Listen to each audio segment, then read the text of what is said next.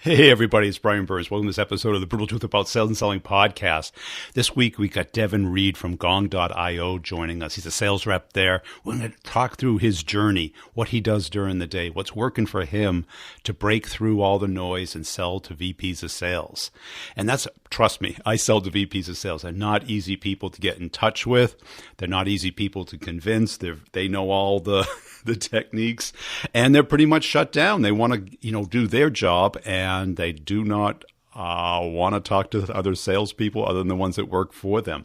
But Devin's got some great stories and great techniques, and I think you really want to take a listen to his speaking style because it's the result of having used Gong's own product for over a year, where you get that feedback after every sales call where you can tell your talk to listen ratio, your use of questions, are you following the right pattern during a sales call? And there's really, how else do we do this? We can judge it for ourselves, but we have a little bit of bias. We have happy ears. We hear what we want to hear, and we're really not paying attention to what's really going on. So I think this is going to be a great interview. I think you're going to get a lot out of it. Before we dive into it, I want to make sure you're checking out Covideo. Covideo has just announced their Chrome plugin. So you can just basically go from your Chrome plugin, record your video email, send it right off. Super easy to do, much more engaging, much more personalized, which is a key thing that I got out of this interview with Devin and what's working for him. The personalization is the way that you connect with somebody, finding out what they care about, talking about what they care about. So check that out at covideo.com. Also, Discover.org. Make sure you're checking out their blog posts. They're doing webinars quite a bit, and they're really talking about what is working for them today, because they've got a big sales organization that's growing really fast. I think you'll get a lot out of it. Their blog posts are fantastic. And they've just got ranked by G2 Crowd as the #1 data source with the most powerful database out there. And it's pretty much in every industry. So instead of you doing research every day about what the person cares about for personalization, it has it all there for you. And at the end, I'll fill you in on the updates on the courses. They're cooking. Here we are, at the very end of September. We're going into Q4. This is a critical time. And we all need help. We all need help with closing the complex sale. We're getting stuck, and we don't know why. And we need to have a plan to close the year out strong and position ourselves great for 2019. Now, if you can do that yourself, cool. Just ask yourself, are you making the type of money you want? Are you playing at the level that you want? That's what this course is all about. It's not just knowledge. It's practice. It's a community. It's learning from each other and seeing what really works today and getting feedback. Enough of that. Let's get into the interview. Hey, Devin, thanks for joining us today. As a way of getting started, tell us about yourself. Absolutely. My name is Devin. I'm account executive here at Gong.io. That's all you have to say? Well, I've been in SaaS sales for about 5 years now. Yeah. And I also do some freelance go-to-market messaging as well. Cool. How'd you get into sales? Good question. Probably like most people, somewhat accidentally. I graduated college from Sacramento State, and I had 3 options. I could go into teaching, continue my teaching career, and get that certification. I had an option to go into like an entry-level job at a Sacramento out of the state government, and then I had an opportunity to do an entry-level role at ClearSlide for folks that know and remember them. And so I said, "Hey, I'm young. I've got the shot. Why don't I go big and see if I can make it happen in the city?" And it worked out well. I got into sales about a month later into a closing role and never looked back. Cool. And so you're on the success side at first? Yeah, it was like an interesting type of hybrid role of essentially ClearSlide had like a pilot program, so they do trials and whatnot. So what they do, they had some entry level folks essentially calling into companies like Twitter, that have active pilots and say, "Hey, Brian, how's it going? So you haven't logged in a while. How can I teach you some tips and tricks on ClearSlide?" Yep, cool. And you skipped over the SDR kind of function? It's funny. I get asked that a lot, but it's interesting. So it was an AE closing role, but it was 100% self-sourced. So what they did, they had some entry level folks essentially calling into companies like Twitter, they had active pilots and say, "Hey, Brian, how's it going? You see you haven't logged in a while. How can I teach you some tips and tricks on ClearSlide?" Yep, cool. And you Okay. So I was my own BDR and my own AE. Didn't know anything from anything, and figured it out on the fly. The learning curve was sharp, but luckily didn't last too long. Cool. And ever since then, you've been on the account exec side. Is that true? Yeah, exactly. I think the next couple of jobs were also mostly self-sourcing. So I've kind of worn that hat for a while. And then I made my way over to eventbrite.com, which had quite a marketing machine. So it was kind of more like on a 50-50 basis. And so, yeah, kind of over the years started moving a little more away from SDR and more towards the larger complex sales cycles. Cool. And what's it like today? Do you have SDRs now, or is it still 50-50? What's it look like for you? Yeah, absolutely. So Gong is a rocket ship and making a lot of noise in the space, which is great from the marketing interest. So I would say right now it's probably around 80-20. Okay. Just like any good salesperson, the more you self-source, the bigger number at the end of the quarter. So I definitely still keep that close to heart and still make those practices. And what's the sale like? Because I got to imagine that parts of it are easy because it's interesting and it's new, but then other parts are difficult because it's new. Exactly. Yeah, that's very fair. I think, there's two things. I know exactly what Gong is. Maybe I've been following, Chris Orlob and the Gong Labs for a shameless plug there, but honestly, really great content. So those people, pretty hot to trot as the term goes, and very interested. The other I would say is, the cold. No idea that this type of technology exists. I have no idea what it is, how I would use it. So it has the typical, education aspect to it as well. But I would think, the sales cycle is just like probably most SaaS salespeople, where it's you surely have a cool product, right? You probably wouldn't have gotten funding, ideally. The key is just finding the priority list and making sure you're a part of it. So taking it from a nice to have to a must have, is that accurate? Yeah. Yeah. I think I'd argue that that's definitely what we're doing. There's cool and shiny, and then there's the cool and shiny that I must have today. Right. Yeah. And who are you targeting? Is it VPs of sales? Is it sales enablement? Is it? Yeah, I would say our buyer personas we go for definitely, VPs of sales, sales leaders, sales enablement leaders, essentially anyone that is running a sales team or is focused on making their team as effective as possible when it comes to go to market. They're usually pretty interested in going. And what resonates with them? I mean, that's a tough crowd to sell to, isn't it? It is. I always tell folks it's a blessing and a curse because, it is a tricky bunch sometimes, but the good news is if you have good sales methodology and acumen, they reciprocate, right? They know when you're doing discovery. They know when you're closing on a timeline. And if you earn their respect, they'll play ball and they'll help you out a bit. So I'd say that's definitely a part of it. The other part is the main part of why they love this thing is it's a new set of data that they never had before, right? Remember when email tracking was new? Yeah. Knowing that Brian opened my email was really cool. Right. And then, sorry, go ahead. Yeah, I remember it quite well. It was really hot but then everybody had it within like a year. Yeah, then everyone figured out you could drop a pixel in that thing and track it. And then the next stage was kind of like, well, I could see, if Brian looked at my slides and how long he looked at my slides, right? Looking back at Clear Slide, which is why they were really hot for a while. This is kind of a similar new wave of now I know what my salespeople are doing on their calls. Because before, and it's probably still a lot of people now, is I have to call shadow, right? Or do these classroom trainings and tell Devin the new pricing and the new feature set. But realistically, a lot of reps go right back to the phone and go back to their old ways, and there's no way to really manage that change. So to show sales leaders, hey, here's what your actual go-to-market messaging is looking like. Here's what your A players are doing from your B and C players, and here's how you can change it. That's when the light bulb goes off. So for like the 20% that you go after, that isn't inbound, they may have heard of you, they got an idea of what you do, but they're not connected to it yet. They're not really. They don't see the need. It's probably at a nice to have level. How do you build that interest? I mean, from the very beginning, how do you connect with them? How do you engage with them? How do you get them talking? Yeah, it's a great question. I mean, I think in any all sales cycle, it starts with good discovery. I think everyone's kind of saying that now, so it's almost becoming a cliche. But as I kind of mentioned earlier, no one knows what you do, and a lot of people are saying no one really cares, right? Until you make it personal to them. So my approach is always to understand what their top priorities are outside of what our company does, right? Are you focused on ramping new hires year over year? Are you focused on expanding globally? Are your close rates single digit? right? Whatever those are, there's always some aspect that our product can help with. Yeah. It's really just understanding what are they focused on, and then making the bridge up. Well, here's how we've helped similar leaders, and kind of put it on them to say, is that, is that important to you? Is this a problem worth solving right now? Because the answer is right here. And what channels are they most accessible on? Ooh, that's a good one too.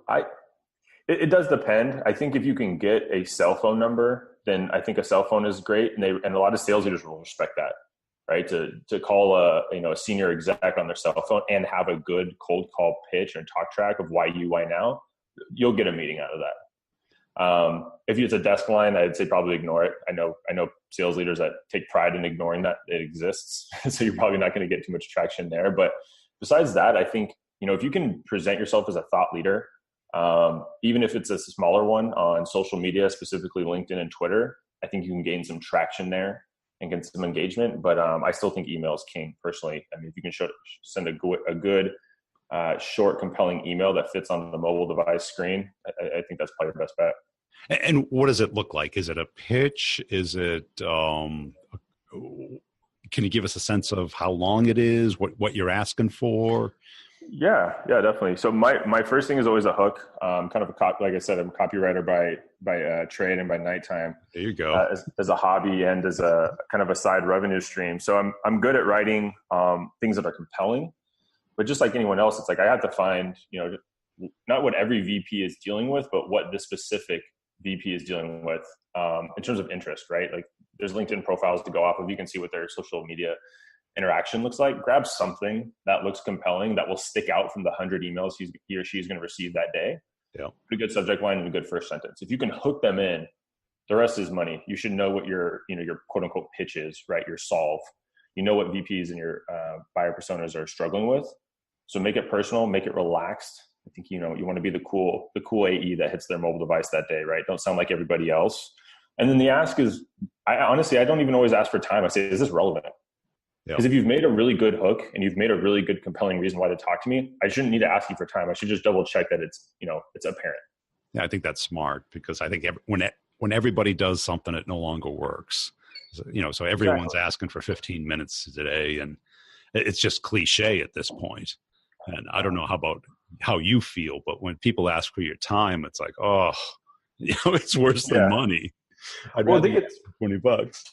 Yeah, I think it's like if you jump to the bottom of the email without reading it, I guarantee you they're asking for 5, 15, or 30 minutes. Yeah. Like, I don't know, ask for 12 minutes. Ask, you know what I mean? Ask something different that might catch their eye. Our SDR team practice with little things like that. Instead of, catching on a cold call and say, can I have 30 seconds? They say, can I have 27 seconds?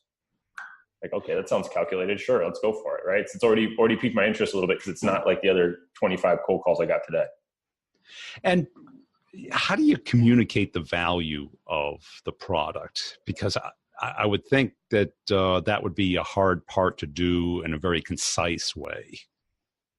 Yeah, it is. It is. And it's a blessing and a curse. If your product can be sold to many people, that's a blessing and a curse, right? Because you have to know how those different people will use it.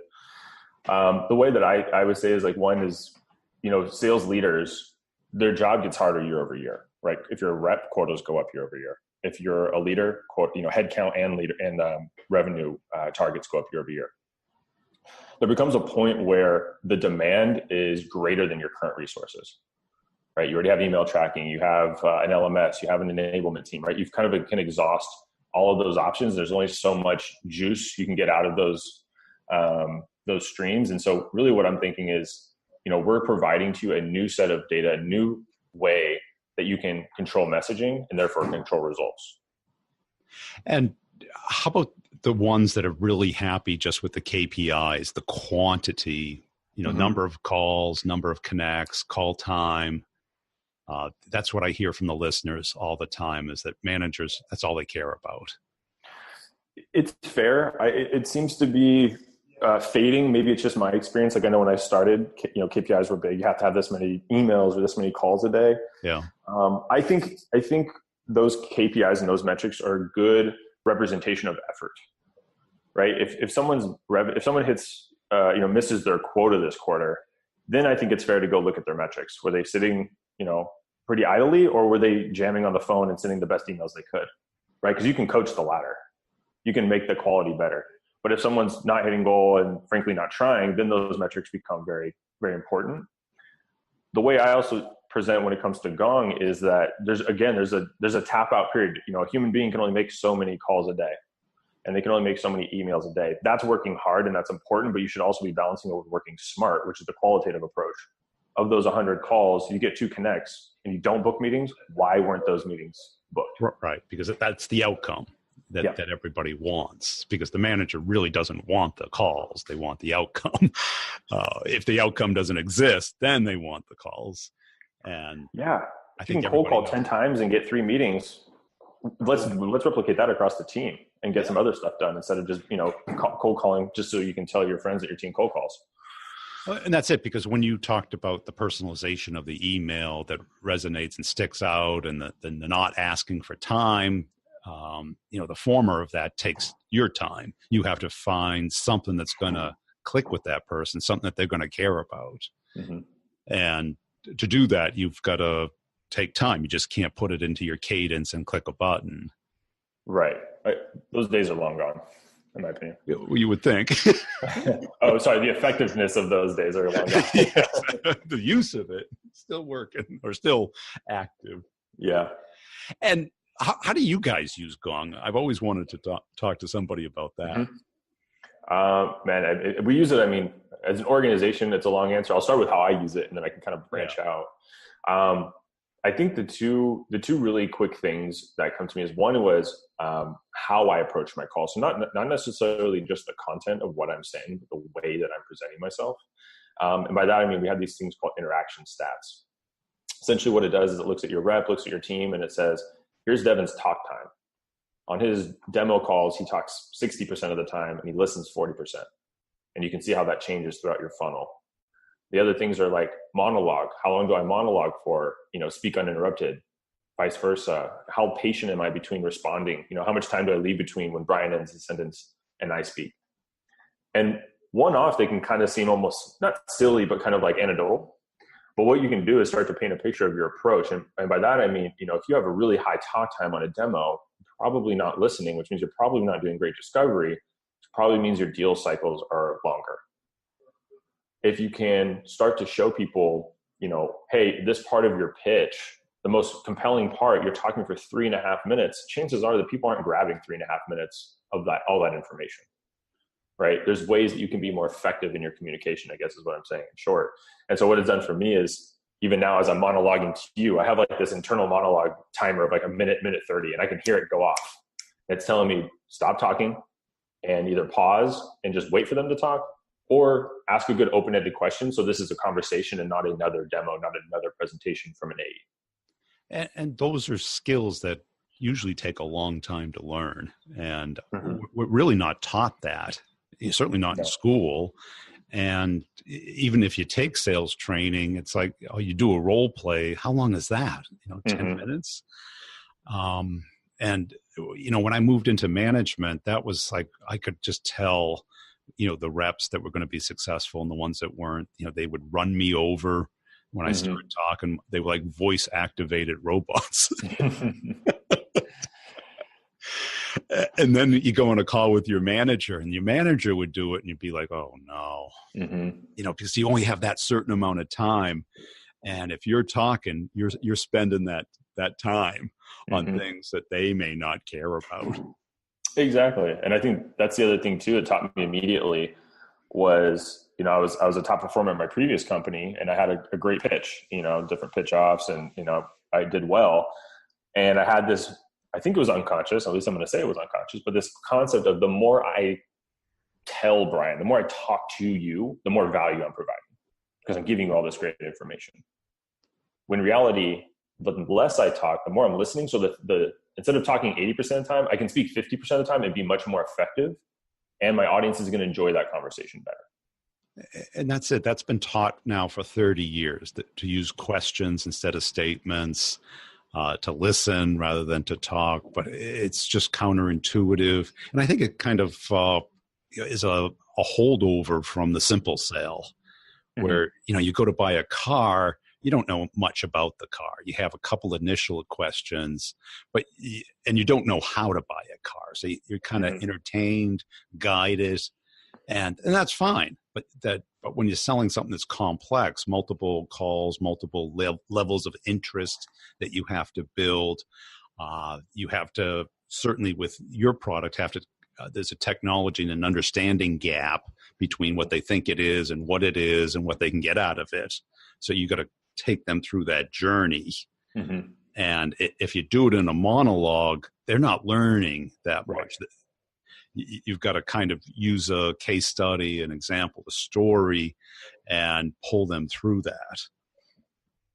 Exactly. And I think I always, I coach SDRs, and even myself, it's like, if you catch a friend or someone you kind of know in a coffee shop, you do the interactions. How have you been? What's going on in your life? These legitimate questions because you care and you're interested.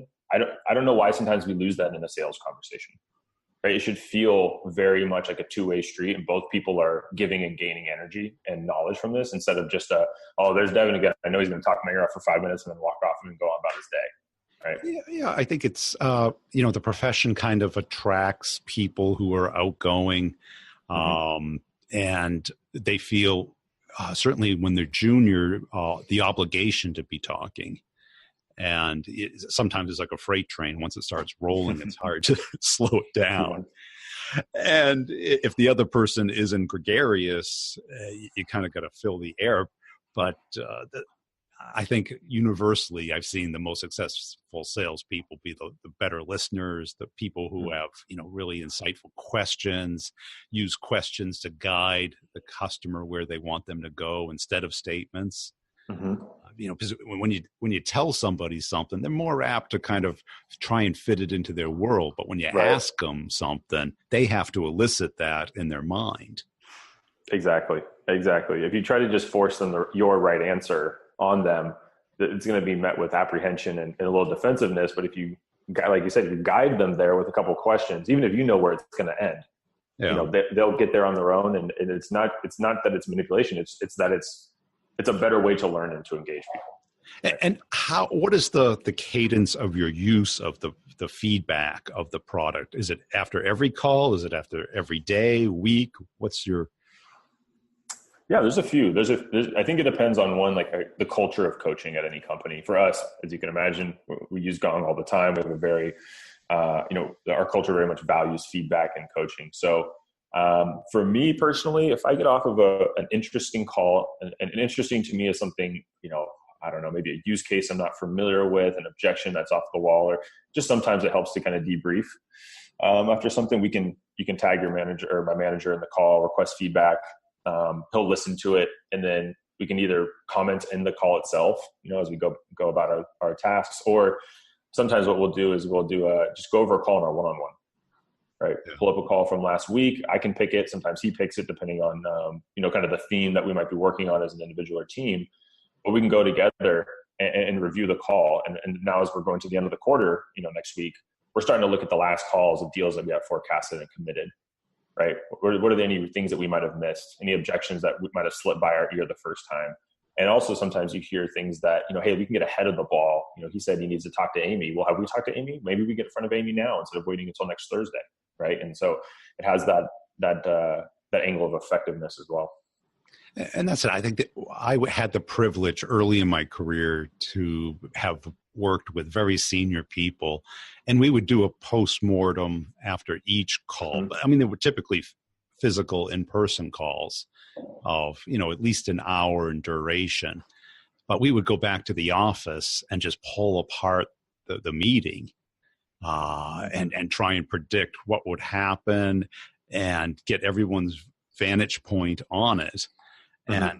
And, on a phone call, you certainly can't do that. But the reps that I interview and really excel, they all have some kind of system, whether they grade themselves 1 to 10 on the call, A, B, or C. Mm-hmm. Even if they do it at the daily level, that kind of constant awareness of how well they're doing. And the problem is it's subjective to them or to the other people. I mean, with a product, with an AI that can, map things against historical data and is completely unjudgmental. Yes, unbiased. Yeah, unbiased. And let's face it, I haven't met many reps that come running into my office saying, "Hey, Brian, can you give me some feedback?" Yeah. Well, if they do, they've got this great call they just nailed out of the park, and they want you to tell them how good they did. Yeah, that's human nature, right? It's human nature. Yeah, that's why people say, if we're already doing call recording, what's the difference? It's like, well, what calls make it to your desk? The one good call a week or month, right, that you request, and of course your reps are going to, submit their best work. No one's going to go to their VP and say, "Hey, here's a call I bombed on. Can you help me get better?" And that's it. And even if the manager did have the time to, or had the interest in reviewing it, they're going to, fast forward through the first 45 minutes and see how it ended. Exactly. They're going to say, "Okay, do you have a next step? Did they raise the right competitors? Did they, what are their concerns? Did they even get what you're doing? Are they the right person? Did they blow you off? Is it happy ears or is it real actions?" Yeah, exactly. And that's what's nice. He said, like, the AI portion, it takes care of all that. All those initial questions when you look at a call, you don't have to listen to it. Just kind of automates the things. Here's your objections, here's competitors, et cetera, et cetera. So that way, when you're listening to the call, you're listening for a discovery. You're listening for questions. You're listening for the objections, which are, to me, the qualitative things versus the kind of check boxes, like you said, like, what are the next steps? Do we do this? Do we do that? And if you don't have something like this, it's like, it really comes down to style and philosophy instead of fact. And that's what annoys me about selling. It's like, well, you can either change your personality or you can really understand what a good sales call is. And like talk to listen ratio or words per minute. These you would think are obvious, but they're not. Yeah. I worked for this guy in New York City once, and he came down to Atlanta with me. And it was such a cultural mismatch of words per minute that the guy in Atlanta, he was like, whoa, what are you talking about? Because the New York guy is talking New York time. And, and I was kind of mid-Atlantic at the time, but I covered Atlanta and I understood the difference. That you build the rapport for a while, but you follow their pace and you become a chameleon to their speaking rate. And if you don't do that, that mismatch puts you outside the tribe immediately. Yeah, that's a great way to put it. And how about as far as the big brother part of it? Did that ever bother you? It didn't, but here's how I view it. I'm sure anyone listening that's taken a sales call, they've probably done it from a cubicle or a closed off area, and then they've probably done the open floor plan with the pods. Yeah, it's like the ladder. Remember the first time you put your headset on with like 6 people around you, and they can technically hear you talking. You think about it a little bit. I admit that, right? The first couple times, I'm like, they're gonna hear my pitch, they're gonna hear me stutter. But when you're 5 minutes into the call, you're not thinking about that anymore. You're thinking about the conversation you're having. So it has the same element of, oh man, my calls are being recorded. But the thing is, there's not just the aspect of now there's transparency, right? People can hear and see me, but the value, the upside is much bigger, because now it's not just, hey, we're call recording for compliance reasons because you work at Bank of America. It's, hey, we're doing call recording because we're going to help you be better at your job. If you're better at your job, you make more money. If you make more money, you're happier. Yeah. Right? There's a lot of upside to the concept. Yeah. As opposed to a lot of the things that we do in sales, that there's a lot of activity and time that there is no upside for us. Yeah. Try to get the ROI of Salesforce upkeep from an AE. Yeah, everybody's like, nah. Oh yeah, time to populate the forecast. It's not showing up. Can you fill it in? Yeah, the Sunday night pings from your boss because the Monday pipeline meeting and it's not up to date. Yep. God. What's the hardest part of your job? Hardest part of my job, I don't know if it's a gong thing. I think it's just being a full cycle AE at a tech startup. My biggest challenge is focus, and by that I mean there's my calendar, there's my set meetings, there's the to-do list and the pipeline, moving things forward that I have to focus on, and then when you're at a small startup, there's a million other things that land on your desk, right? Coaching other reps, helping with new hires, starting a culture squad, things like that. So to me, mine is keeping organized and keeping focused. And like, there's only so much bandwidth I think a human mind can take in going from activity to different activity, task to task. Yeah. So what I've done is, I block my calendar. That's for meetings, and that's also for things I have to get done. If someone comes up to me and I've got 45 minutes to, what I call Salesforce tasks, which are just me calling the right people, right? Doing those proactive movements. If someone comes up to me during that time, I ask them how urgent this is. If this is like a right now thing, then yes, I'll pause what I'm doing. If not, can we do this at 2? Yeah. And so it's kind of like, I don't know, I think it was a Steve Jobs, like, how to say no, right? Kind of something along that line. But if you just find yourself bouncing from task to task and thing to thing, you'll find yourself, on a hamster wheel, not getting too far. Not getting anything done. Right. How about as far as like, you cover the East Coast from the West Coast, right? I cover the world. So yeah. Okay. So time. Yeah. How do you manage that? It's a tough one, I'll be honest. So I try to get in as early as I can. And really, I would say I start really looking at email at about 7 a.m. Pacific. And by that, I mean, able to, awake enough to respond coherently.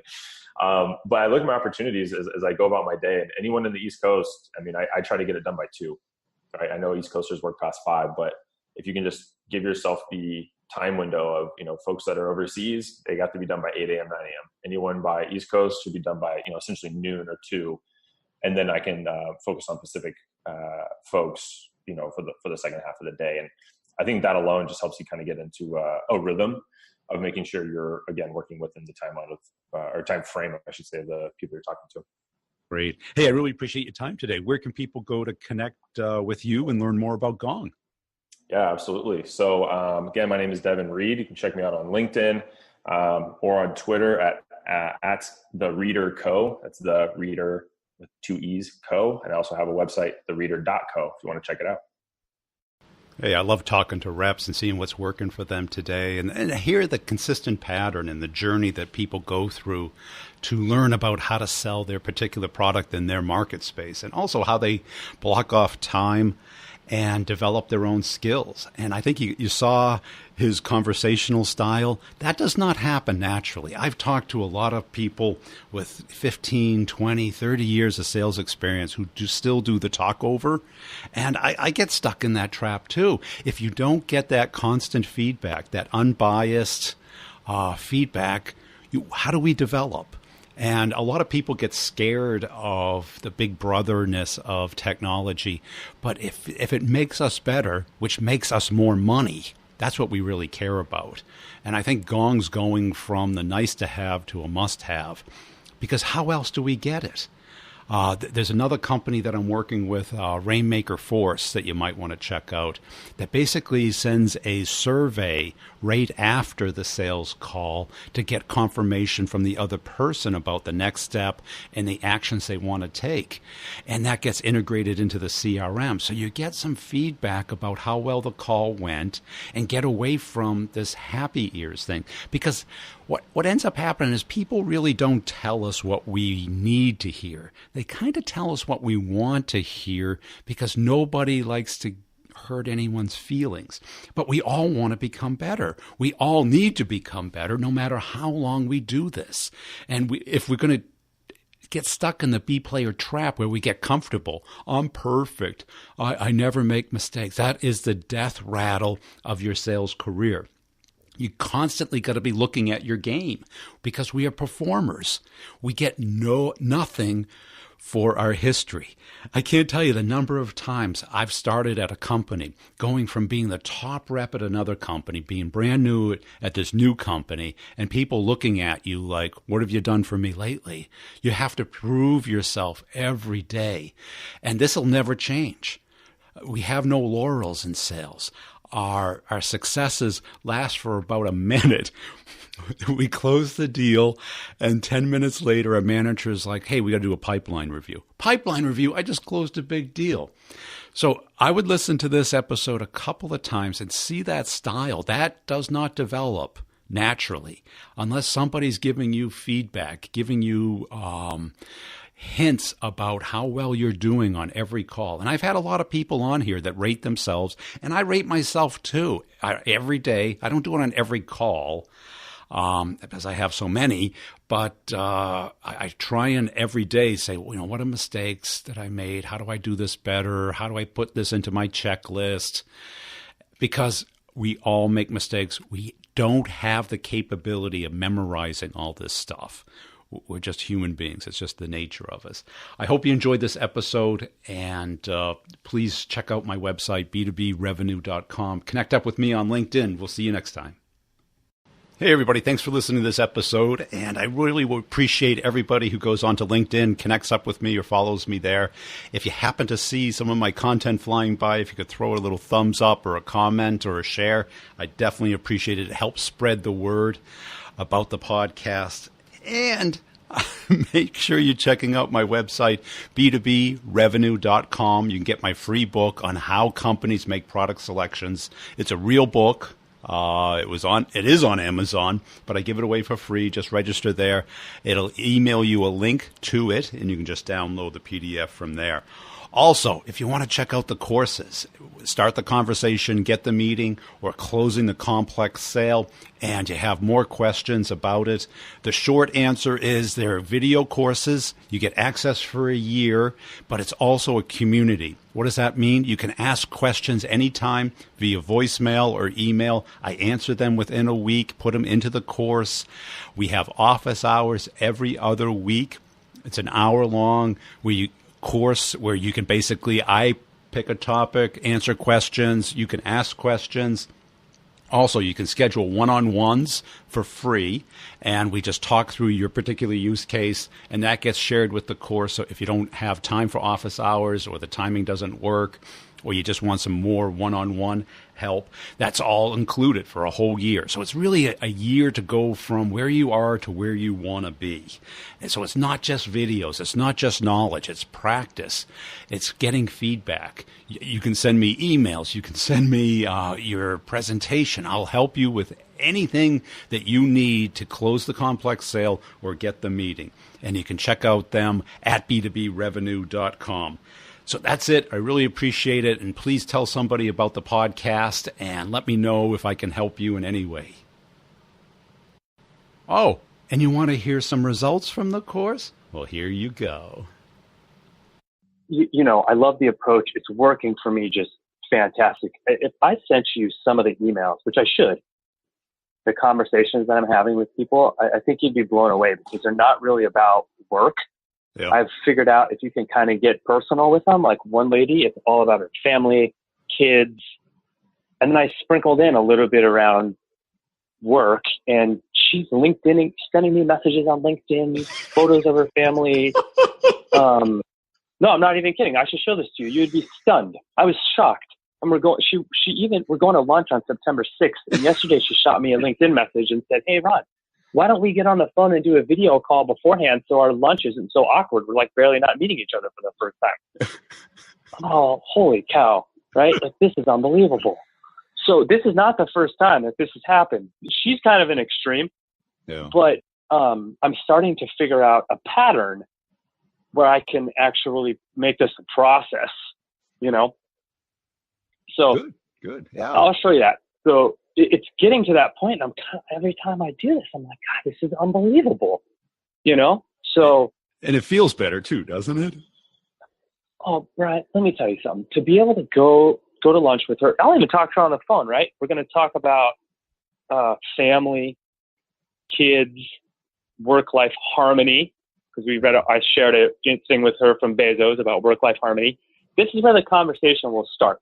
Now, at some point, we're both not stupid, right? We know we're going to talk about work. We know why we're both there. Right. But to kick it off this way is so much better. And to end that lunch with the last 5 to 8 minutes of telling, what are you guys doing with digital